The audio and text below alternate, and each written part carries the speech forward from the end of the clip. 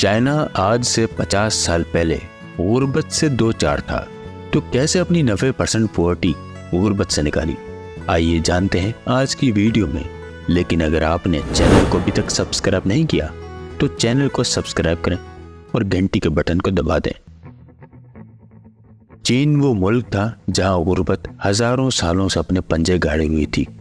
चीन ने गुज़श्ता 8 सालों में 10 करोड़ लोगों को गुर्बत से बाहर निकाला है।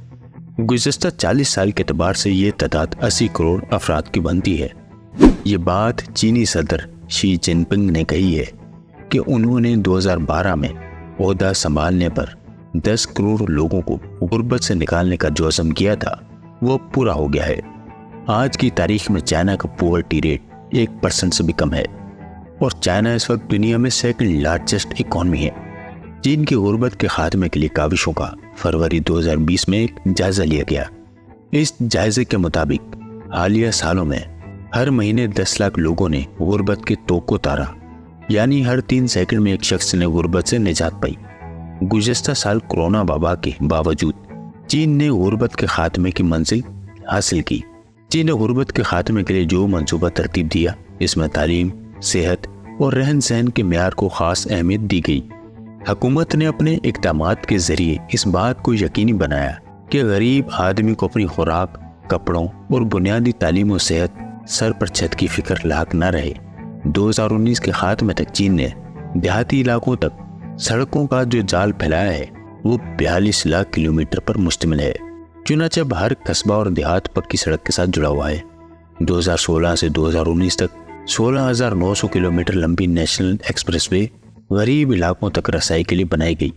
मजीद फाइबर ऑप्टिक इंटरनेट सर्विस बिछाई गई और 98% आबादी को 4G सिग्नल कवरेज की सहूलत फराहम की गई। चाइना इस वक्त रकबे के लिहाज से दुनिया का चौथा बड़ा मुल्क और पॉपुलेशन के हिसाब से अब पहले से दूसरे नंबर पर आ गया है। पहले नंबर पर अब इस वक्त इंडिया है। काफ़ी लोगों का मानना है कि इकॉनमी और डिफेंस में चाइना अपना मुकाबला भारत और रूस से करता है, लेकिन चाइना अपना असल हरीफ अमेरिका को समझता है। यही वजह है कि अमेरिका और चाइना का आपस में 36 का आंकड़ा रहता है।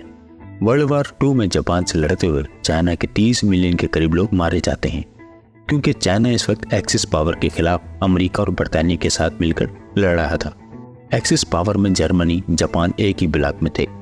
यूं तो अमेरिका जापान के 2 बड़े शहरों नागासाकी और हिरोशिमा पर एटम बम मार के जंग खत्म कर देता और साथ ही चाइना भी ये जंग जीत जाता है। लेकिन फिर शुरू होती है चाइना में सिविल वार। ये वार चाइना की नेशनलिस्ट पार्टी और कम्युनिस्ट पार्टी के बीच लड़ी जाती है। 1949 में ये वार खत्म होती है और जीत का सेहरा जाता है कम्युनिस्ट पार्टी के सर, जबकि दूसरी पार्टी जो नेशनलिस्ट पार्टी है वो करीबी आइलैंड पर मूव हो जाते हैं, जिसे आज ताइवान के नाम से जाना जाता है। जी हाँ, वही ताइवान जिसे चाइना आज अपना अटूट अंग मानता है। जिस ताइवान को लेकर चाइना और अमेरिका साउथ चाइना सी पर एक दूसरे के आमने सामने है। अमेरिका इस वक्त ताइवान को फुल स्ट्रेटेजिक सपोर्ट दे रहा है, जिसकी वजह से माहिरीन का कहना है आने वाले 2-4 सालों में अमेरिका और चाइना की जंग लग सकती है। ये जंग सिर्फ अमेरिका और चाइना के बीच नहीं, बल्कि इसमें साउथ एशिया का पूरा खित्ता लपेट में आएगा, जिसमें भारत, पाकिस्तान और रूस जैसी एटमी ताकतें भी शामिल हो जाएंगी और करोड़ों की तादाद में हलाकतें हो सकती हैं।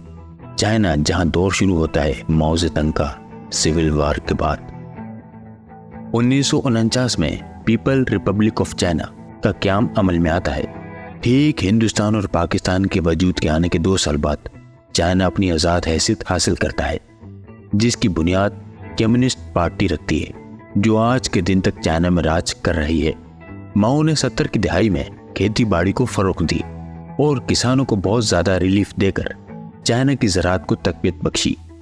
दूसरा सबसे बड़ा काम इंडस्ट्री पर किया गया और लोगों के घरों में छोटे छोटे प्लांट लगाए गए। पूरी दुनिया में अपनी प्रोडक्ट एक्सपोर्ट करके मुल्की इकॉनमी को स्टेबल कर लिया। जदीद मशीनरी इंस्टॉल की गई और अपनी टेक्नोलॉजी पूरी दुनिया में एक्सपोर्ट की।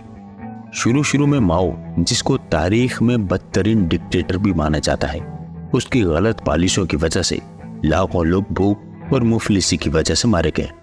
जब लोगों ने माओ के खिलाफ निकलना शुरू किया और इसकी गलत पॉलिसियों के खिलाफ आवाज उठानी शुरू की, तो एक रेड गार्ड नाम की स्टूडेंट फेडरेशन बनाई जाती है, जिसका काम माओ के खिलाफ बोलने वालों को और इसके खिलाफ तहरीक चलाने वालों को रोंदना था।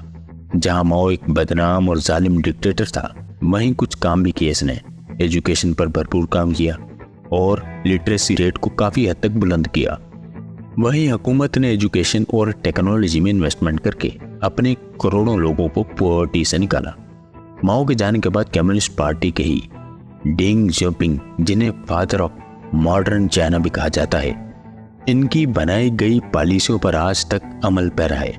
जूतों की फैक्ट्रियां, कपड़ों की फैक्ट्रियां, प्लास्टिक फैक्ट्रियां और जदीद मशीनरी तक बनाई जाने लगी। और आज वो दौर है कि कम्युनिस्ट पार्टी की हुकूमत में ही दुनिया की बड़ी बड़ी मल्टीनेशनल कंपनियों ने अपने प्लांट चाइना में ही लगाए, जिनमें आईफोन से लेकर सैमसंग भी शामिल है। आज चाइना की एक्सपोर्ट 300 बिलियन डॉलर्स के लगभग बताई जाती है, जिससे चाइना की इकोनॉमी को 4 चांद लग चुके हैं।